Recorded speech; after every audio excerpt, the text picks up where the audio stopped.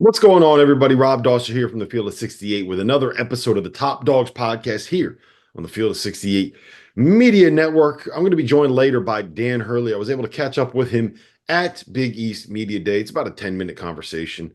We talked a little bit about solo ball. We talked a little bit about, what his plan is in an offseason when he's trying to keep some of these guys around. And we talked a little bit about the time where Allen Iverson gave him not 40 points, but 39 points. He made that very clear. So we'll get into that here in just a little bit. But before we do, UConn has landed two top 25 prospects in the class of 2025 since the last time I was able to talk to you guys. Eric Reibe and Braylon Mullins joining Darius Adams in UConn's class of 2025 as freshmen, top 25 players, top 25 recruits, borderline five-star guys, but guys that I think have both a very real chance to play for 2, maybe 3 years at UConn, and also have a chance to be NBA players when it is all said and done. So I'm going to talk about them here in just a second. And I also think that both of these guys, in addition with Darius Adams, prove a point I've been making about Hurley's recruiting here. We'll dive into that here in just a second, but I do think it's an important point that needs to be made. Before we get into all that, please rate, review, subscribe to this podcast. Do anything that you can to interact with it, share it, send it to your friends. All of that stuff really does help with the almighty algorithm, and it really does make me happy as a podcaster. That's the way that we keep the lights on here at the Field of 68. I'm going to start with Braylon Mullins because he committed on Wednesday night, which ended up not being all that much of a surprise to people that were paying attention. But if I would have told you this, maybe a year ago, I think that it would have come as a surprise to a lot of people. Well, I think what makes this such an impressive recruiting win is not just that UConn was going up against North Carolina and Indiana, which are considered more traditional powers in the college basketball world.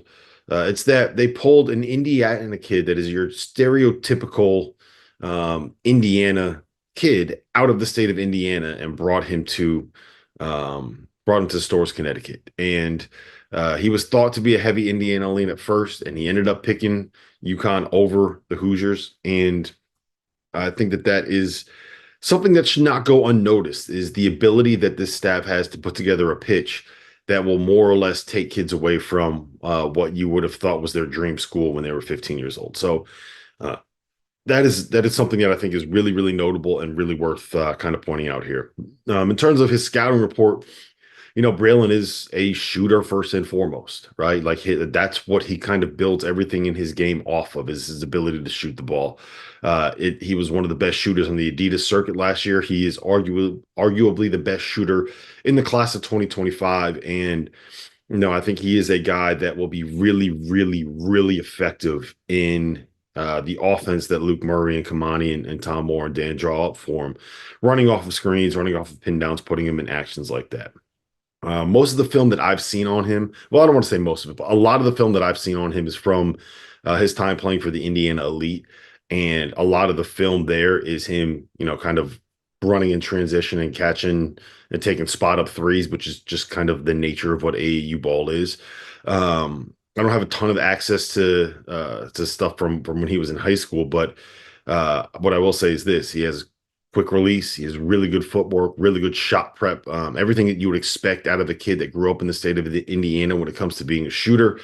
But there are opportunities for him that I've seen where he's running off of screens, where he's running off of pin downs, a lot of baseline out of bounds action where, it's screen the screener kind of stuff. And he knows how to be able to read a screen. He knows how to, if someone's trailing him, he curls it. If someone goes over the screen, he fades it.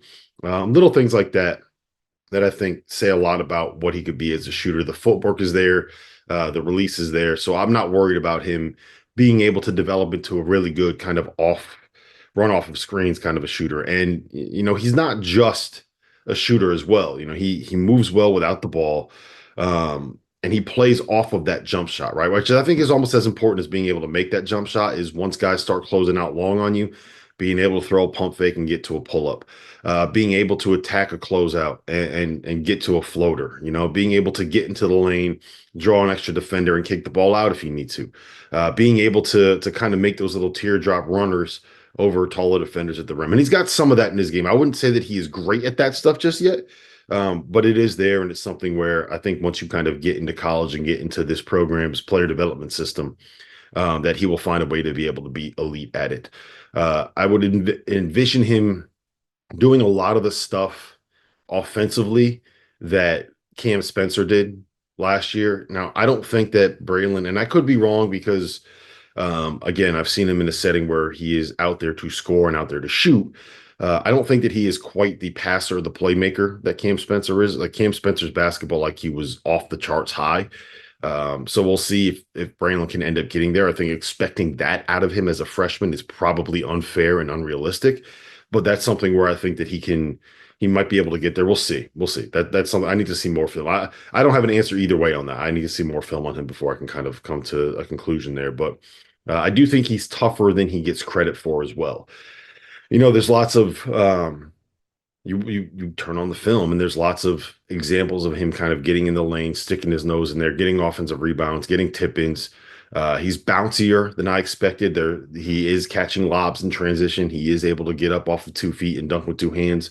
So there is a little bit of spring there. I wouldn't call him Andre Jackson at this point, but I do think that there is a little bit of a vertical element there. And that shows a little bit on the defensive side of the ball too. I think that um, again, being a lockdown defender is not going to be what he is known for.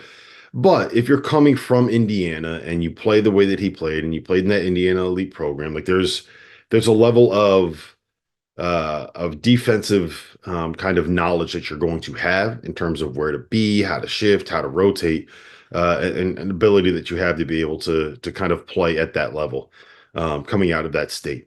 You're just ready to play basketball the right way when you are an Indiana kid. So I do think that that is something that is in his game and something that he will be effective on that end of the floor. But overall, like, look, I think he is a guy that has some NBA potential there. I think he is a guy that will be a very, very good fit for UConn. And I think he is a player that will be in stores for probably at least 2 years. I don't think he is quite at the point yet where we're going to be talking about him as a one and done prospect, and I think that that is exactly what you're looking for. I'll elaborate that more in a second because the other guy that UConn landed is a dude named Eric Reibe from he is a German, played at the Bullis School in Potomac, Maryland, a 7-footer.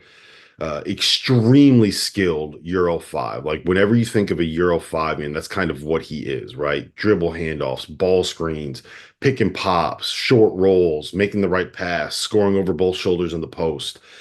He definitely has 3-point range as a lefty. It's you got to love a nice smooth lefty big man stroke. He's going to allow UConn staff to be so creative offensively. He's very different from any UConn big that we've seen kind of in the Hurley era, right? Like Adama was kind of this like low post, low center of gravity, sit on your hip and back you into the point where he's going to be able to wedge you into out of position and score around you, right? Donovan is this length and covering ground and rim runner and like really, really good defensive kind of prototypical what you think of as a NBA 5-man right now, right? Block shots, lob threat, drop coverage, pick and rolls, can step out and make a jumper if he needs to, right? And then Sampson is just like this utterly electric athlete, and Terrace Reed is kind of a combination of Adama and Sampson. And I think that what Reibe is, he's big, like he's a 7-footer, but the way I was having a conversation with someone yesterday, the difference is he's kind of like a wide, bulky, get in the way 7-footer, where Klingon was like this vertical presence, this lob threat, this guy that took away any kind of space within 8 feet of the basket. And it's a little bit of a different impact. It can probably get similar results. I don't think he'll be the same defender Donovan ever was, but he'll be a good enough defensive player. But the reason you're bringing him in is because what he could do, the stuff that he could do on the offensive end. Now, he's got a low post game.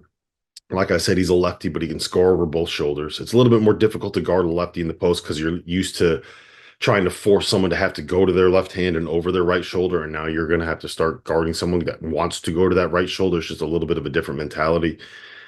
But it's the passing. It's the ability to read the game. I said this the other day. I think I said this on the last pod about Terrace Reed that the best thing that this staff does for big guys is teach them how to process the game, right? It's developing that part of their game.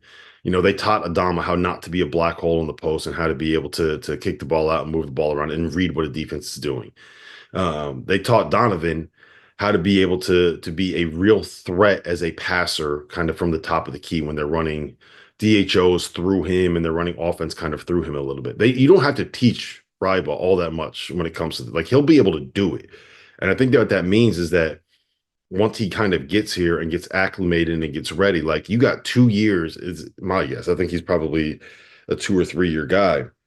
You have a couple of years where you're not going to have to develop that part of his game. He's going to come in and allow you to be so creative with what you want to do offensively that I'm just imagining like Luke Murray's brain spinning. You know that scene in The Hangover, um, when he's going down the escalator and he's getting ready to go count cards, and you just see all the numbers going and whizzing around in his head. That's what I'm imagining Luke Murray's doing right now as he's watching Eric Reibe film, imagining what kind of sets he's going to be able to draw up with this dude. He's a fantastic screener too. Like he knows how to get wide. That sounds like a little thing, but it's such a big thing when it comes to being able to be effective and execute the offense that you want to run. Like I think that he's going to come in and he's going to make it be really, really fun to watch what UConn schemes up on the offensive end of the floor. So you combine both of those guys with Darius Adams, and suddenly you have like a really, really, really good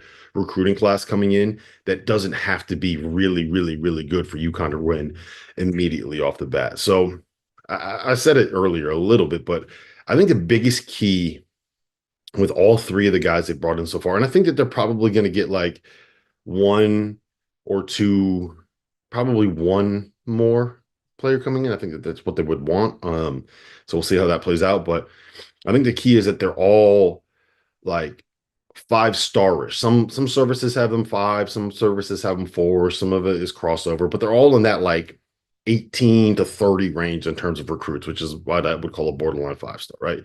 Not a clear one and done, but a guy with clear NBA potential. And I think that they targeted them for a reason, right? Because of their fit in the system, because of their fit in the culture, because of their personality, because they were probably someone that cares more about winning and more about basketball than any numbers. They're not just going to go to the highest bidder. They're going to go to the right fit. And they're also not necessarily the most highly regarded guys in this class. Like AJ DeBonsa is in UConn's backyard, and they weren't really involved in that recruiting process at all, right? They aren't the Boozer twins. They aren't Darren Peterson. It's not Nate Ament yet. And I think that the best way right now to build a college basketball program is to center it around a couple of these like 2 and 3 year guys, right? It's to go out and get the Jordan Hawkins, go out and get the Solo Balls, go out and get the Andre Jackson, go out and get the Donovan Klingons, go out and get the Tristan Newtons if it's a transfer perspective, where you have guys with All-American and NBA upside that are going to be able to come in and be there as a role player for a year and then explode in their second or third year in the program. And I think when you use that as kind of your core, you develop that continuity, you keep that culture, and then you sprinkle in some 4 and 5 year Hassan Diarras here, and you sprinkle in some one and done Steph Castles or grad transfers like Cam Spencer over there. And you keep the core, and you fill in around the periphery, and you do it all with guys that are bought into what you want to do. And you're going to have a culture of development, and you're going to have a culture of winning, and you're going to have a culture that is not just we're coming in for a year as hired mercenaries, right? And it's kind of the core of what college basketball is. And they're doing all of this while also making some NIL, while also making a little bit of money, while also preparing for their draft stock. And I just think when you combine all of those things, that's how you get the most success out of a college basketball program in 2024. And I think that that is exactly what Dan Hurley and his staff have done here. And it is really impressive work. And it is, I remember specifically having this conversation with, I think it was actually Luke that I had this conversation with, but when it comes to like rating the best recruiters, it's not a lot of times when you see those, like, these are the best recruiters in college basketball lists, it's the guys that go out and get all the top two, top three, top four players, the 5 stars, the one and dones, the Kevin Durant's, the players of that ilk, right? While there is a certain element of recruiting where the best evaluators are the ones that end up having the best success in college. And I think what UConn has proven, and I'll bring up the list of successful recruitments again, but they are incredibly good at identifying who's going to fit in what they do, who's going to fit inside of their culture as a human being, and the guys that have the a chance to really have long-term success doing that. And I think they found 3 of them. And that's a good thing for UConn fans. Listen, let's get into that interview now with Dan Hurley from Big East Media Day at Madison Square Garden. This was recorded on Wednesday afternoon. If you haven't heard by now, we have partnered with BetMGM Sportsbook. We're going to be using BetMGM lines to make all of our picks, and we'll have special offers for the listeners and the viewers of the Field of 68 throughout the year. If you haven't signed up for BetMGM yet, you can use bonus code FIELD, and you will get up to a $1,500 first bet offer on your first wager with BetMGM. The best part, all you need to do is deposit and bet $10 of your own hard-earned money to be eligible. Here's how you make it work. Download the BetMGM app and sign up using that bonus code FIELD. Deposit at least $10 and place your first wager on any game, and you will receive up to $1,500 in bonus bets if your bet loses. Just make sure that you use that bonus code FIELD when you sign up. BetMGM is going to have some fun offers available throughout the NBA playoffs. Bet insurance tokens, odds boost, and what I love, a nice parlay boost or two from time to time, as well as a ridiculous array of player prop bets for any sport that you could possibly imagine betting on. BetMGM is and always will be the king of the prop bet. So go download the BetMGM app, use the bonus code FIELD, and sign up today. And while I've got you, a quick request. The best way to support the Field of 68 content that you get for free is to engage with us. Rate and review the podcast. Like and share the YouTube videos. Tell your friends about us. It all helps in a world where the algorithm is king. And now, back to the show.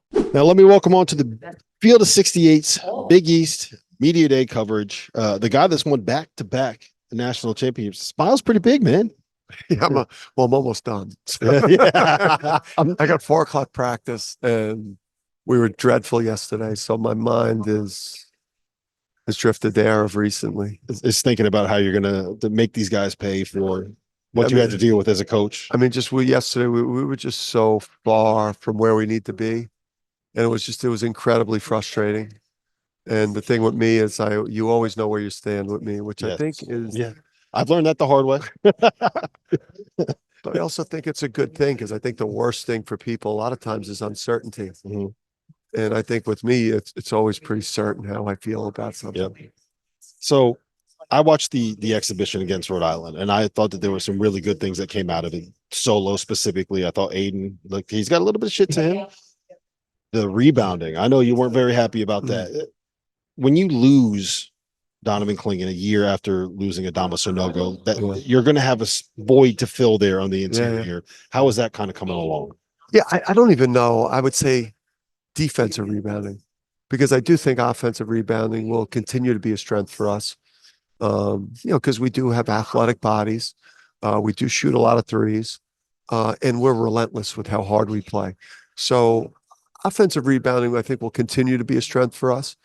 The defensive rebounding is certainly a concern. When you saw that box score and it said 18 offensive rebounds, was the steam coming out of your ears? Yeah, out of your I was losing my mind. And 4 of them, quite honestly, 4 of them were free throw rebounds, which were, I love that, which were incredible to me. And Caravan was involved in 3 of them. So, which was off brand for Alex. But we covered that in video the next day.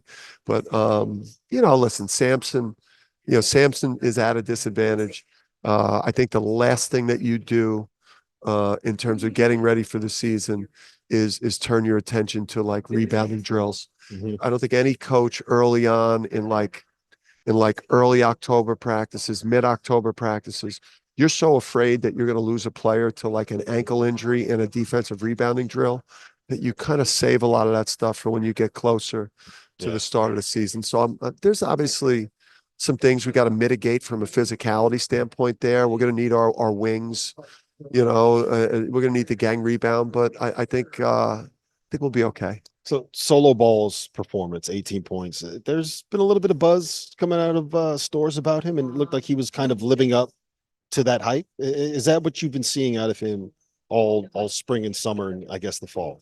So with Solo, what kind of got us to the conclusion that we believe as a sophomore he could be a big jump player is we liken his performance versus Carolina here at MSG to what Hawk did as a freshman in the Bahamas versus Auburn, where he had that moment as a freshman multiple times where he flashed versus high-end teams and, where we could project out that there was going to be a huge sophomore year bump for him. And I'm pretty confident in him. That sophomore class is going to determine a lot of where this season goes for us. You didn't lose anyone in that sophomore class. And if you kind of look at the way that the season played out, Solo played a bunch early, minutes kind of dwindled once you got into the meat of Big East play. Jalen didn't play a ton of minutes, right? Jaden kind of fell off once you got into the year. Yusuf didn't play all that much. And they didn't leave. Like in an era of college basketball where everybody is going to the portal, you didn't have anyone portal when you got highly recruited kids that didn't play. Yeah. Why? How? what are you doing? Yeah. They just got to sit there and practice and listen to you. It's like, yeah, let's do this again. Run it back, coach. Yeah. Stockholm syndrome. I don't know. No, I listen, I think we've got, culture and an organization that I'm demanding. It's an intense environment, but there's a lot of evidence that that there's a real brotherhood and a connection and trust and relationships, and that you also will maximize your career with us. You'll experience incredible moments with your team and have a chance to win championships, and then you're going to maximize your ability to get to the NBA or maximize your career. So and I think that's what quality people want to be in that environment. I'm obviously not easy to play for. I'm not easy to work for. But I do have a different side to me when I'm not coaching them, where we connect in a much different way. Well, I did want to ask you about that and give you a lot of credit because you have been, since you won the title, you've been very open about the struggles that you've had with mental health. And I think that a lot of people, we lost someone to suicide in my family, and you talked this, I think it was like 3 weeks ago, about you've dealt with some of that before, right? Like, one, why are you so comfortable speaking about that publicly? And two, do you realize that that probably has more of an impact than anything that you're going to do as a coach? Like, I give you a lot of credit for that. Yeah, I mean, for me, I think there's a lot of people that UConn fans or sports fans or young coaches or just people in general that are, looking for people to model certain things, and people that publicly, visually have a lot of success, and then visually are this like tough guy winning, talking shit, fighting with fans, fighting with everybody, like there's this perception of me that, or perception of people in my position that you don't Looks struggle. like everything is going well for you, It right? doesn't. I mean, you have the same struggles in relationships. You have the same struggles, with mental health or your emotional well-being or things that you're prioritizing, or sometimes you feel stressed out or overworked, or sometimes you're dealing with failure and or different frustrations that arise, and just that you have to continue to work on yourself and you have to do things.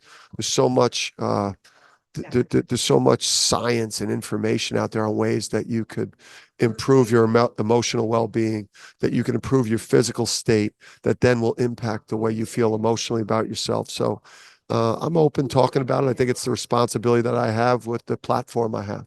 Well, I respect that a lot more than I respect the work that you've done as a coach. I will say that. Thank Last you. thing I got for you. Yeah. Has Lavelle Sanders apologized to you yet Colonel? for getting in foul trouble? Do you remember? Do you know what I'm referring Oh, I to? know, man. I know. You got in foul trouble. What did Iverson give you? 42? No, don't. Please don't. You don't have to add on. 39. And it was like, and it happened so fast. And he picked those fouls up so fast, and it was 39 points. And then I just pleaded with Coach Blaney, like zone, like 23. Can we go zone for possession? This guy's wearing me out. And then I'm in front of the Georgetown bench in the second half, and we're still playing man, and I'm getting destroyed. And I'm thinking, and like when you're playing on the ball and you're a point guard, and the other player that you're guarding, the point guard, comes down, he does a signal. You signal to your bench in scouting. So if they put up a fist or something, you signal to your bench like fist, and then the scout coach is supposed to say, like, yo, screen to screener, stagger screen, the back door, whatever. John Thompson was just going like that. So I was waving at the bench. Hey, they're running that. And then I looked at myself. No, they're just clearing it out. You moron. Well, listen, man, I appreciate the time. Let's Best go. of luck this season. All right. Go Stairway to Huskies. 7. Yeah, I like it. Stairway to 7. 3-peat. I mean, we're locked in, man. We're going so hard for it. Let's go. Yep. Appreciate Cheers, you. Coach.